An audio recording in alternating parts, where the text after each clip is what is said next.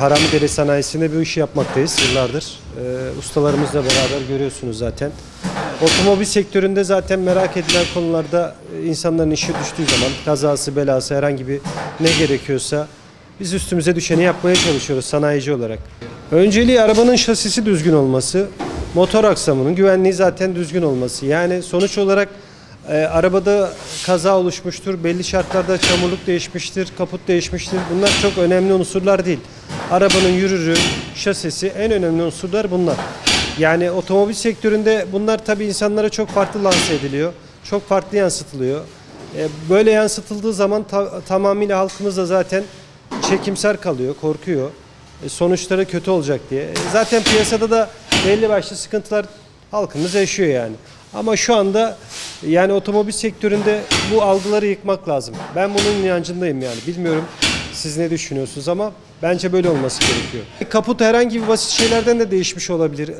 Çok ufak bir hasar alması sonucu kaput değişimleri olabilir, onarımlar olabilir. Bunlar normal şeyler, olağan şeyler. Çok basit sebeplerden de özellikle yetkili servislerde değişiliyor. Özel servislerde bunlar onarıma gidiliyor. Yani bakın boydan boya bir aracı yapıyoruz. Biz bunu mesela servisler falan onarımına girmiyor. Bunlar sanayi dışında yapılıyor, onarılıyor yani. Olağan şeyler oluyor. Olmayacak şey zaten değişiyor. Tramer kaydı, o konu çok farklı bir konu. Tramer'deki olay sigorta firmalarının en ufak bir şeyde hasarı çok yüksek miktarda oluşu. Aynı sigorta şirketi bunu zaten kendi sigorta firmasından ihale edip bu aracı satıyor zaten. Yani sonuç olarak o da bir rant olmuş durumda yani. Sigorta firması tramerini yazıyor, aracı piyasaya sunuyor. Tramer arabaya ayıplıymış gibi, kusurluymuş gibi bir damga vuruyor sadece.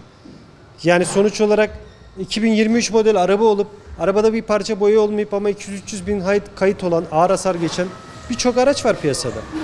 Yani bunu sigorta şirketleri biraz daha damgalıyorlar yani.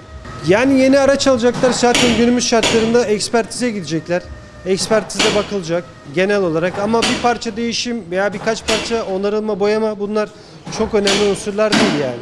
Biz de biniyoruz, ailemizi de biniyoruz. Yani genel kondisyon olarak araba düzgünse bence hiçbir sorun yok yani.